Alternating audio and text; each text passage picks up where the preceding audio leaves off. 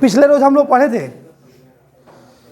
रेखाएं समांतर होती है तो ग्राफ कैसा होता है, मतलब रेखाएं समांतर होते कितने हल होते हैं, संपाती होते हैं तो कितने हल होते हैं, और प्रतिच्छेदी होती है तो कितने हल होते हैं। अब आपको 2 चर वाले रैखिक समीकरण युग्म दे दिया जाए तो उसका ग्राफ खींचना है। तो हम लोग का मेन टारगेट है ग्राफ खींचना, अभी का मेन टारगेट है ग्राफ खींचना, लेकिन ग्राफ से पहले आपको समीकरण तो फाइंड आउट करना है। तो समीकरण कैसे आपको ज्ञात करना है, स्टेटमेंट प्रॉब्लम दे देगा आपको, स्टेटमेंट क्वेश्चन आपको दे देगा और बोलेगा कि इसको समीकरण के रूप में परिवर्तित कीजिए, यानी कि बीजगणित के रूप में परिवर्तित कीजिए, या फिर इसको कह देगा कि ग्राफ खींचिए। तो सबसे पहले आपको इसको बीजगणित यानी समीकरण के रूप में परिवर्तित करना है और उसके बाद इसका ग्राफ खींचना है। तो चलिए मैं आपको क्वेश्चन पढ़ के बता ही दे रहा हूँ। ये आपके एनसीईआरटी बुक 10th क्लास का उदाहरण 2 है बहुपद का। रोमिला एक स्टेशनरी की दुकान में गई, एक रोमिला होती है जो अपनी स्टेशनरी की दुकान में गई और 9 रुपये में 2 पेंसिल और 3 रबड़ खरीदी। उसकी सहेली सोनाली ने रोमिला के पास नई तरह की पेंसिल और रबड़ देखी और उसने भी 18 रुपये में उसी तरह की 4 पेंसिल और 6 रबड़ खरीदी। इस स्थिति को बीजगणितीय यानी कि समीकरण तथा ग्राफीय यानी कि ग्राफ खींच के ज्यामिति के रूप में व्यक्त करना है। तो हम लोग का 2 टारगेट है, समीकरण बनाना और ग्राफ बनाना। लेकिन आज के वीडियो में हम लोग देखेंगे, यानी कि आज के क्लास में हम लोग देखेंगे कि कैसे हम लोग उसका समीकरण बना रहे हैं। तो चलिए समीकरण बनाना सीखते हैं हम लोग सबसे पहले। तो आज का मेन टारगेट है हम लोग को समीकरण बनाना। इसको मैं छोटा कर दे रहा हूँ। चलिए इसमें 2 ऑब्जेक्ट की बात हो रही है, एक है पेंसिल और दूसरा है रबड़। तो मान लीजिए सबसे पहले कोई भी आपको ग्राफ बनाना है, कोई भी इक्वेशन बनाना है, तो इक्वेशन बनाने से पहले आपको उसमें ऑब्जेक्ट ढूंढना है कि क्या क्या है। जैसे हो सकता है कि गेहूं और चावल खरीदने गए, इतना रुपये का गेहूं चावल खरीदे, अंगूर और सेब खरीदने गए, बैट और बल्ला खरीदने गए, या 2 कोई भी इस तरह का क्वेश्चन जितना भी आ जाए, 2 केजी अंगूर और 3 केजी सेब खरीदे। तो इस तरह का जो भी क्वेश्चन आएगा, इस तरह का जो भी प्रॉब्लम आएगा, उसको सॉल्व करने के लिए किसी एक को x मानेंगे और दूसरे को y मानेंगे। इस तरह का 2 ऑब्जेक्ट वाला जो भी प्रॉब्लम होगा उसको, जैसे अगले क्वेश्चन में हम लोग देखेंगे कि शर्ट और पैंट और स्कर्ट खरीदने जाती है एक लड़की, तो उसको भी हम लोग प्रॉब्लम को इसमें सॉल्व करेंगे। तो सबसे पहले रोमिला एक स्टेशनरी की दुकान में जाती है और 9 रुपये का खरीदती है, यानी कुल कितना रुपये उसके पास है, 9 रुपये। तो 2 पेंसिल खरीदती है और 3 रबड़। तो एक का माना जाता है, हमेशा यूनिट पे बनाया जाता है। एक पेंसिल को मान लीजिएगा, माना एक पेंसिल का मूल्य, एक पेंसिल का मूल्य आप x या y m n p q आपकी इच्छा अनुसार। तो मेरी इच्छा जो हो रही है x रुपया, चूंकि ये मूल्य है तो मूल्य को रुपया में ही व्यक्त किया जाता है। अगर संख्या होता तो कुछ यहाँ मात्रक नहीं देते। तथा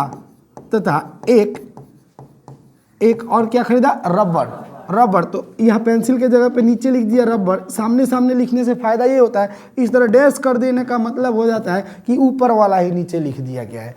एक रबड़ का मूल्य, ओके, कितना रुपया मान लूँ, y रुपया। अब देखिए अगर आपके पास x गो पेंसिल खरीदते हो तो x पेंसिल, एक पेंसिल की कीमत 2 रुपया, 2 पेंसिल का तो 2 से गुणा, 3 पेंसिल का 3 से गुणा, 4 पेंसिल का 4 से गुणा। तो जितना आप पेंसिल खरीदते हो उतना से गुणा कर दीजिए।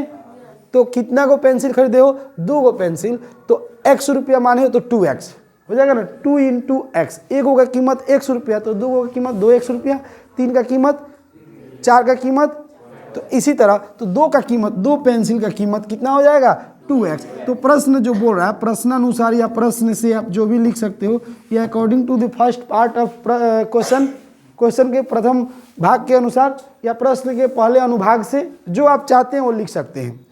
क्या होगा, 9x, देखिए तो नहीं, 2 पेंसिल है ना, तो 2x प्लस 3 रबड़ है तो 3y, रबड़ को y माना हो तो 3y, और टोटल कितने रुपये का बनता है, 9 रुपये का बनता है। इसको आप इक्वेशन 1 कह सकते हैं। ओके, एक इक्वेशन हम लोग कर दिए। इस स्टेटमेंट को इस समीकरण में लिख दिए, इसी को कहते हैं बीजगणित के रूप में लिखना। इसके बाद फिर कह रहा है पुनः प्रश्न से या प्रश्न के दूसरे अनुभाग से, मैं ऐसे लिख लिया पुनः प्रश्न से। प्रश्न क्या कह रहा है कि अब अगला हिस्सा पढ़ते हैं। एक रोमिला होती है जो जाती है और देखती है कि ये रोमिला के पास जाती है, उसकी सहेली क्या नाम था उसका, सोनाली, और जाती है तो देखती है कि अरे उसके पास नया नया रबर आ गया तो हम भी जा रहे हैं रबर खरीदने और पेंसिल खरीदने। तो छोटे छोटे बच्चे अक्सर ऐसे ही ना होता है, दूसरे किसी का कलम देख के हमको भी ऐसे ही चाहिए, नहीं तो चिल्ला चिल्ला कर रोएंगे। तो ये जाती है पेंसिल खरीदने के लिए, है ना सोनाली। चलिए, तो सोनाली गई और 4 पेंसिल खरीदी, सुन रही है, और 6 रबर खरीद रही है, मतलब 4x, पेंसिल को x ना मानी हो, 4x plus 6y is equal to 18। इसको आप इक्वेशन 2 बना दीजिए। और चूंकि हम लोग का पाठ का नाम है 2 चर वाले रैखिक समीकरण युग्म, तो 2 चर वाले रैखिक समीकरण युग्म में 2 समीकरण आता है। एक युग्म मतलब 2 जोड़ा, एक जोड़ा में कई गो, 2 गो, तो 2 गो समीकरण बन गया। दोनों भाग से 2 समीकरण बना दिए। ये था अपना बीजगणित। अब इसी में कह रहा है ज्यामिति में व्यक्त कीजिए। तो ज्यामिति के लिए हम लोग अगला क्लास में, यानी कि कुल टोटल समीकरण बनाना सीख रहे हैं। तो समीकरण बनाना कंप्लीट हो जाएगा, अगले दिन केवल समीकरण रख के उसको ग्राफ हम लोग करेंगे, नो डाउट किसी को। तो समीकरण सबसे बड़ी चीज़ होती है कि बच्चे सबको स्टेटमेंट प्रॉब्लम जो होता है, स्टेटमेंट प्रॉब्लम आप लोगों को समझ में नहीं आता है। स्टेटमेंट क्वेश्चन जो भी होता है उसको कैसे इक्वेशन कर दें। अगर जो स्टेटमेंट को इक्वेशन बनाना सीख गया तो उसको बहुत ज़्यादा ही कुछ सीख गया, उसको आगे अब कम मेहनत करना पड़ेगा। तो इस तरह का जो भी क्वेश्चन होगा उसको आप बना सकते हो। तो इस तरह का जितना भी क्वेश्चन आ रहा है दिखा रहा हूँ आप लोगों को। देखिए, ये आफ्ताब अपनी पुत्री से कहता है, दूसरे तरह का क्वेश्चन है। एक और क्वेश्चन देखते हैं।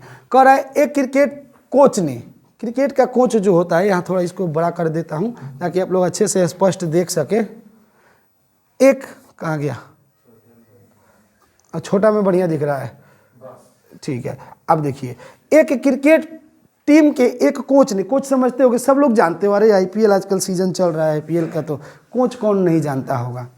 जो उसको ऑर्गेनाइज करता है, जो सभी जो ट्रेनिंग देता है कोच, फाइनल उसका देख रेख करता है। क्रिकेट टीम की एक कोच ने 3900 रुपये में 3 बल्ले बोले तो और 6 गेंद खरीदी। मतलब एक क्रिकेट का कोच होता है, वह बल्ला और गेंद खरीदता है।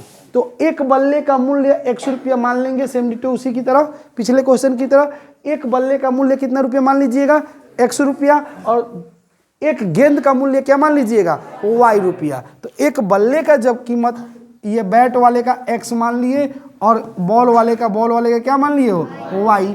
तो देखिए ना, यह कितना इजी बन जाएगा, 3 बल्ला और 6 गेंद 3900 में। इस स्टेटमेंट को देखिए, तो प्रश्न से लिखिएगा 3x plus 6y is equal to 3900। कर सकते हो, लेकिन अब थोड़ा यहाँ पास मॉडिफाई कीजिएगा। ये 3 कॉमन ले सकते हो, इसमें से 3 कॉमन आ जाएगा। देखिए, तो इसमें 3 कॉमन आ रहा है और उधर जाकर डिवाइड हो जाएगा। या फिर ऐसे भी दोनों पक्षों में 3 से भाग लगा दीजिए, इसमें और इसमें। दोनों पक्षों में भाग लगा सकते हो, दोनों पक्षों में गुणा कर सकते हो। भाग लगा दीजिए, कॉमन की जरूरत ही नहीं पड़ेगी। इसमें 3 से और 3 से भाग लगाएं तो x 2y, और इसमें 3 से तो 1300। वही चीज़ है, कॉमन लेके उधर भेज दीजिए या फिर भाग कर दीजिए, दोनों का मतलब सेम ही निकलेगा। अब कुछ कॉमन नहीं हो सकता है तो इसको इक्वेशन मैंने क्या बोल दिया, 1 बोल दिया। इसके बाद कह रहा है दूसरा भाग इसका पढ़ते हैं। उसी प्रकार की, कहाँ गया जी, यहाँ देखिए, उसने एक गेंद, ये देखिए, ये अंक में नहीं दिया, ये इसीलिए समझ में नहीं आ रहा था कि क्या छूट रहा है। ये एक गेंद है, देखिए, तो एक गेंद दिख रहा है यहाँ पे, एक और बल्ला है, बैट है, एक बैट एक बल्ला, यानी 1x।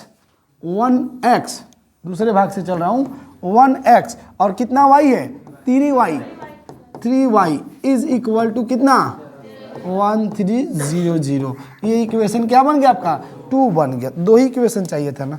तो जिस तरह हम लोग पिछला क्वेश्चन किए थे उसी की तरह ये भी हो रहा है, रबड़ वाला और पेंसिल वाला, उसी तरह बैट और बॉल वाला। 2 क्वेश्चन क्लियर। इस चीज़ को मैं आगे लेकर चलूँ, ये खुद से बन जाएगा ना। एक और क्वेश्चन देखिए, सेम डिटो उसी की तरह एक और क्वेश्चन आपके इसमें दिया है।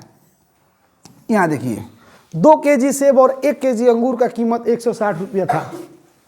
तो अंगूर, पहले सेब है, सेब 1 केजी सेब का मूल्य 100 रुपया और 1 केजी अंगूर का मूल्य y रुपया। तो एक दिन की बात बता रहे हैं, प्रश्न के पहले भाग से 2x, अब डायरेक्ट समझा रहा हूँ, 2x और 1y, 1 नहीं ना लिखा जाता है, कितना रुपया में, 160 रुपये। इक्वेशन 1 बन जाएगा। उसके बाद से 1 महीना बाद 4 केजी x, 4x और 2, ये दो हिंदी में लिख दिया ना, मैथ में ये देखो अंक में लिखा होता तो समझ में आया था। तो 4x और कितना y, 2y, अंगूर को y मानिएगा तो y, 4x और प्लस 2y अब बराबर 300। जरा देखिए ये कट रहा है ना, इसको सिंप्लीफाई कर सकते हैं, 2 कॉमन लेके उधर भेज दीजिए या फिर दोनों पक्षों में 2 से डिवाइड कर दीजिए। का इतना जोर से चिल्ला रहा है, डरा दिया।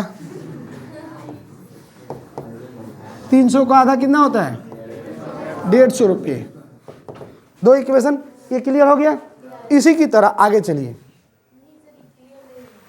ये क्लियर नहीं हुआ है, ये वाला 1 kg 2 kg सेब यानी 2x, 1y 160, 4x 2y 300। और एकदम क्लियर होते जा रहा है। चलिए आगे बढ़ाऊं। चंपा एक सेल में जाती है। सेल में कभी गए अपनी जिंदगी में? कभी तुम लोग का जिंदगी में शुरुआत हो रहा है, अभी सेल में कहाँ गए हो? सेल यानी कि देखना, कभी मार्केट में जाना तो सेल लगा के भारी छूट दिया जाता है, 50% प्लस 50% का छूट। और गणित पढ़े हो तो सुन लीजिए, 50% प्लस 50% की छूट का मतलब हुआ आपका 100% छूट। तुम लोग तो सोचे अरे बाप रे फ्री में मिल रहा है, चलते फ्री में लेके आते हैं, लेकिन उसका दूसरा कंसेप्ट होता है, वो परसेंटेज लाभ हानि वाला दूसरा चीज़ है। 50%, मान लीजिए 100 रुपये आपके पास है, 100 का 50% कितना हुआ? 50, और 50 का 50% 25, यानी 50% प्लस 50% छूट यानी 50 रुपये छूट, फिर 25 रुपया छूट, यानी 75 रुपये छूट। आपका वस्तु कितना का मूल्य है? 25 रुपये का मिलेगा। तो होता क्या है, कभी कभी ऐसा होता है 100 रुपये का वस्तु 2000 रुपये लिख दिया और 50% प्लस 50% छूट, ये चलो भीड़ लगाओ एकदम से 100% का छूट मिला है, जाइए वहाँ। तो 2000 का 50% कितना हुआ?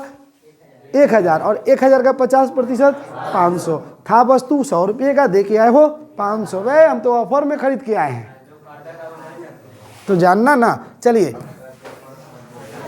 आगे बढ़ाऊं। ये देखना, चंपा एक सेल में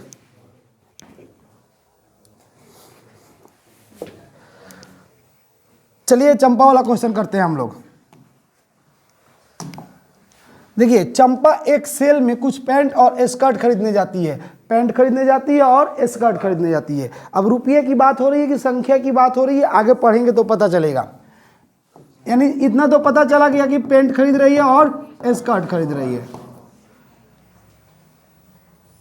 जब उसकी सहेलियों ने पूछा कि प्रत्येक के कितने नग माने संख्या, कई को खरीदे हो, प्रत्येक के कितने नग खरीदे, नग की बात हो रही है, रुपया की बात नहीं हो रही है। ओके ना। तो पैंट की संख्या मान लीजिएगा, पैंट की संख्या, पैंट को खरीदा गया है, पैंट की संख्या बराबर x को, और स्कर्ट की संख्या क्या लिखा रहा है, स्कर्ट की संख्या बराबर y। और यहां पास माना लिख सकते हो ना, माना कि इतना इतना इतना लिख लिए। इसके बाद प्रश्न के पहले भाग से प्रश्न कह रहा है कि मतलब ये प्रश्न किसके अनुसार बोल रहा है, तो चंपा के अनुसार। उसने अपने सहेलियों को घुमा के उत्तर दिया है। क्या कहती है कि स्कर्ट की संख्या खरीदी गई पैंट की संख्या की दोगुनी से 2 कम है। स्कर्ट की संख्या पैंट की संख्या की दोगुनी से 2 कम है। कम माने माइनस और अधिक माने प्लस। इस चीज़ को बहुत अच्छे से समझिएगा, क्योंकि ये थोड़ा अलग टाइप का है। वो बैट बॉल वाला, सेब और अंगूर वाला, ये सबसे अलग टाइप का है। इस संख्या पूछ रहा है, पैंट की संख्या स्कर्ट की संख्या की दोगुनी से 2 कम है, नहीं उल्टा हो गया। स्कर्ट की संख्या को क्या माने हो, y बराबर पैंट की संख्या की दोगुनी, पैंट की संख्या की दोगुनी कीजिए, पैंट में 2 से गुणा कीजिए, कितना है पैंट x में 2 से गुणा कीजिए 2x। कम है तो माइनस और अधिक है तो प्लस। कितना कम है कि अधिक है, देखिए तो 2 कम है, 2 कम मतलब -2। इसको जरा सजा के लिख दीजिए, इसको इधर लाइए, अच्छा इसको उधर लेके चलिए कि इक्वेशन बन जाएगा। यहाँ पे y को उधर लाइए, 2 को इधर लाइए, तो देखिए यहाँ पे क्या बन जाएगा, y को उधर ले जाइएगा, 2 को इधर, तो 2 इधर प्लस में उधर क्या है ऑलरेडी 2x, और ये y उधर गया तो -y, यानी सज के क्या हो जाएगा 2x और -y बराबर 2, 2x और -y और बराबर में क्या मिल जाएगा 2। ये आप इक्वेशन 1 कह सकते हो। तो इस तरह को इस तरह बना सकते हैं, इधर साइड में समझा ही दिया हूँ कैसे। इसके बाद से फिर इसी क्वेश्चन के दूसरे भाग में स्कर्ट की संख्या, खरीदी गई पैंटों की संख्या 4 गुनी से 4 कम है। फिर से इसी ने बताया, उसकी सहेली फिर बोल रही, मतलब अपनी सहेलियों से बोल रही है कि स्कर्ट की संख्या को क्या माने हैं देखते हैं। y यहाँ लिखिएगा पुनः प्रश्न के दूसरे भाग से, y पैंटों की संख्या की 4 गुनी, इस बार 4 गुनी, मतलब पैंट की संख्या क्या है x, तो x की 4 गुनी कितनी होती है 4x होती है ना 4x, और अधिक है कि कम है, से भी 4 कम है, से भी 4 कम है। इसको भी सजा लीजिएगा आप लोग समीकरण बना के, 4x - y = 4, इक्वेशन 2।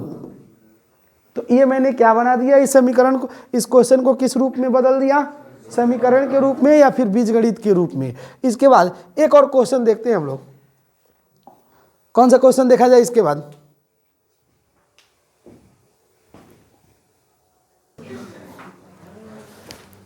चलिए एक और क्वेश्चन कर ही लेते हैं, आखिरी क्वेश्चन।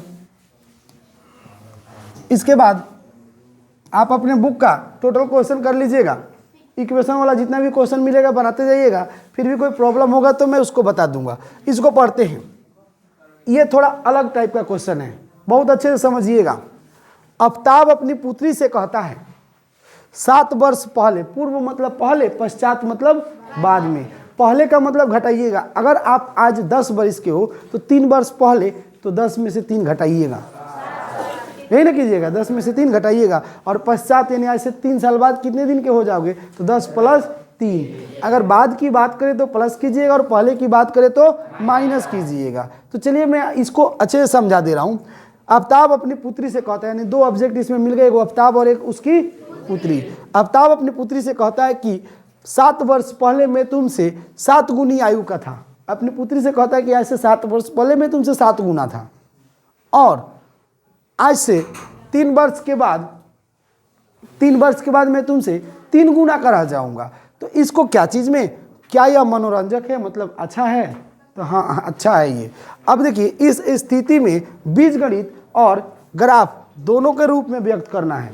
तो चलिए मैं आप लोगों को थोड़ा सा जानकारी यहाँ पे दे रहा हूँ कि इसको कैसे सॉल्व करेंगे। तो ये थोड़ा अलग टाइप का था, तो इस अलग टाइप के क्वेश्चनों को इस तरह से कीजिए। देखिए मैं इसको समझा रहा हूँ, जरा इसको केयरफुली समझना। आफ्ताब अपनी पुत्री से कहता है, एक आफ्ताब है और एक पुत्री है। रुपये के बारे में बात हो रही है कि संख्या के बारे में बात हो रही है, किस चीज़ के बारे में बात हो रही है देखते हैं। आफ्ताब अपनी पुत्री से कहता है कि मैं तुमसे 7 वर्ष पहले, यानी उम्र की बात हो रही है, उम्र की बात हो रही है ना, तो उम्र की बात हो रही है, तो एक के उम्र को x मान लीजिए और दूसरे की उम्र को y। तो क्या माना जाए, आफ्ताब की उम्र को क्या मान लूं, mn मान के बनाऊं। आफ्ताब की आज की उम्र, पहले की नहीं आज की, तो आज की बात हो रही है तो वर्तमान का है। आफ्ताब की वर्तमान उम्र कितना हो जाएगा, x वर्ष, ओके। और आफ्ताब की कितने साल पहले की बात हो रही है, 7 वर्ष पहले की उम्र कितनी हो जाएगी, तो x में से क्या घटा दीजिएगा, 7 वर्ष, यही ना कर लीजिएगा। और आफ्ताब की 3 साल बाद, देखिए फिर कह रहा है ना कि 3 साल बाद, तो सब एक ही जगह समझा दे रहा हूं। और आफ्ताब की 3 वर्ष बाद कह रहा है कि पश्चात कह रहा है, बाद कह रहा है, बाद की उम्र, यहाँ आयु बोला है क्वेश्चन में, अगर आयु लिखिएगा तो और बेहतर होगा। आप लोग यहाँ आयु लिख लीजिएगा, क्या हो जाएगा, बाद की बात हो रही है तो +3 वर्ष, ओके। तो आफ्ताब की आज की उम्र, जैसे मान लीजिए आप लोगों में कोई 2 स्टूडेंट बात कर रहे हो कि मैं इतना आज से इतना वर्ष पहले की बात बता रहा हूँ, तो इतना वर्ष पहले, अगर आज आप 7 वर्ष के हैं तो 3 साल पहले घटा लीजिएगा 3 7 में से, और 10 साल बाद जोड़ लीजिएगा 10 उसमें, तो वही आफ्ताब का आज का उम्र यानी वर्तमान उम्र x माना हूँ। तो क्वेश्चन में एक बार पहले लेके जा रहा है, 7 वर्ष पहले, और एक बार 3 वर्ष बाद। तो 7 वर्ष पहले का मतलब 7 घटा दिए और 3 वर्ष बाद मतलब 3 जोड़ दिए, यही ना। तो उसकी पुत्री में भी तो यही काम होगा ना। आफ्ताब की पुत्री या उसकी पुत्री लिख दे रहा हूं, उसकी पुत्री का की वर्तमान उम्र, इसको क्या मान लूं इस बार, वाई वर्ष मान लिया। अब बताइए जब 7 वर्ष बाद पहले की बात करेंगे तो आफ्ताब 7 वर्ष पहले, सपोज कीजिए कि एक एग्जाम्पल पे समझा रहा हूं, आज आफ्ताब 30 वर्ष का है, उसकी पुत्री 20 वर्ष की है, मतलब होना तो नहीं चाहिए लेकिन है, मान के चलते हैं, एक एज्यूम कर रहे हैं हम लोग। आज आफ्ताब 30 वर्ष का है, उसकी पुत्री 20 वर्ष की है, तो आज से 3 साल पहले, यानी आफ्ताब में से 3 घटाएंगे कि उसकी पुत्री में से 3 घटाएंगे, दोनों में से 3 घटाएंगे, क्योंकि आफ्ताब कितना वर्ष का था, 3 साल पहले 27 वर्ष का, तो उसकी पुत्री कितने वर्ष की थी, 17 वर्ष की थी। तो इस तरह करेंगे हम लोग, 3 साल पहले उसकी उम्र, उसमें से भी 7 वर्ष पहले है तो 7 उसमें से घटाया हूं, तो 7 वर्ष पूर्व यानी पहले उसकी पुत्री का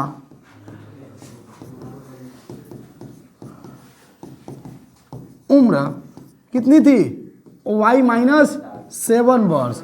और सेम इसमें भी 3 वर्ष के बाद 3 वर्ष बाद उसकी पुत्री की उम्र y प्लस 3 वर्ष हो जाएगा। अब इक्वेशन बनाना शुरू करते हैं। चलिए इसको इक्वेशन के रूप में मैं ड्रॉ करने जा रहा हूं। कह रहा है कि प्रश्न क्या कह रहा है कि आज से 7 वर्ष पहले आफ्ताब उसकी पुत्री का 7 गुना था, तो 7 वर्ष पहले वाला लीजिए। 7 वर्ष पहले कौन लेंगे, तो x minus 7 is equal to उसकी पुत्री में 7 से गुणा कर दीजिए 7 वर्ष पहले, तो y माइनस 7 इंटू 7, यहाँ लिख दीजिएगा 7 वर्ष पहले। 7 वर्ष पहले x minus 7 equal to 7 into y minus 7, यानी 7 वर्ष पहले जो आफ्ताब की उम्र थी, 7 वर्ष पहले उसकी पुत्री की उम्र थी, तो आफ्ताब अपनी पुत्री से 7 गुना था। कुछ लोग ये करते हैं 7 से इसमें गुणा कर लेते हैं, तो 7 से आफ्ताब की उम्र में गुणा करोगे तो बहुत ज़्यादा ना हो जाएगा, उसकी पुत्री में ना गुणा करके बराबर करना है। तो उसकी पुत्री की 7 वर्ष पहले की आयु में 7 से गुणा कर दीजिए, क्योंकि 7 गुना था, गुणा। ओके, इसके बाद इसका दूसरा भाग कह रहा है, इसको इक्वेशन में बना दीजिएगा, इसमें 7 से गुणा कर लीजिएगा। सबको एक तरफ लाइए, देखिए समझाने के लिए यहाँ समझा दे रहा हूँ। इधर x minus 7 is equal to, और 7 से y में तो 7y, और 7 से 7 में तो 49।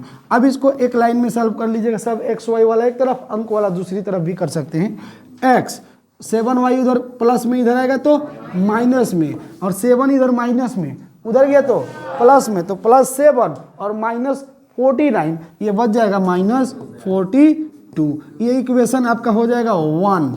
इसके दूसरे भाग में चलते हैं। चलिए इस क्वेश्चन के दूसरे भाग में चलते हैं।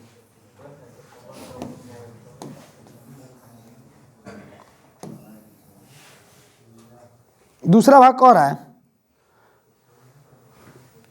आज से 3 वर्ष के बाद मैं तुमसे 3 गुना रह जाऊंगा। 3 वर्ष बाद की बात हो रही है, तो अभी पीछे हम लोग पिछले भाग में पढ़े थे, यहाँ देखिए 3 वर्ष बाद की बात यही ना है, 3 वर्ष बाद की बात यही ना है, तो इन दोनों को सेलेक्ट करेंगे। 3 वर्ष बाद आफ्ताब की उम्र, यानी कि 3 वर्ष बाद आफ्ताब की उम्र कितनी हो जाएगी, पुनः प्रश्न से यहाँ लिख दीजिएगा ना, पुनः प्रश्न के अनुसार या प्रश्न के दूसरे भाग से, पुनः प्रश्न से या प्रश्न के दूसरे भाग से या प्रश्न के अनुसार कर दीजिएगा। x plus 3 is equal to उसकी पुत्री का 3 गुना, तो 3 साल बाद उसकी पुत्री y प्लस 3 का कई गुना, 3 गुना। अगर 3 साल बाद 3 गुना नहीं बोल के 5 गुना बोला होता तो इसमें कितना से मल्टीप्लाई करते, 5 से, जितना बोल देगा उतना कर लीजिएगा। तो चलिए आप लोग देखिए x plus 3 is equal to 3 से y में तो 3y, और 3 से 3 में तो 9, सभी x y वाला एक तरफ और अंक वाला सब एक तरफ कर दीजिए, तो x और 3y इधर प्लस में उधर जाएगा तो 9 3 इधर आके माइनस हो जाएगा, 9 में से 3 घटेगा तो इक्वेशन 1 और इक्वेशन 2, यहीं तक आके हम लोग रुक गए हैं। अब इसका ग्राफ खींचना हम लोग सीखेंगे अगले क्लास में। ओके, तो इस तरह का जो भी क्वेश्चन आपका इक्वेशन वाला क्वेश्चन मिलेगा उसको काफ़ी हद तक कोशिश कीजिएगा बनाने का, बन जाएगा। यदि 1-2 क्वेश्चन ऐसे आएंगे जैसे अंश और हर वाला क्वेश्चन आएगा या इकाई दहाई वाला क्वेश्चन आएगा तो उस पर मैं एक दिन समझा दूंगा और उसके बाद से क्लियर हो जाएगा। ठीक है, ओके।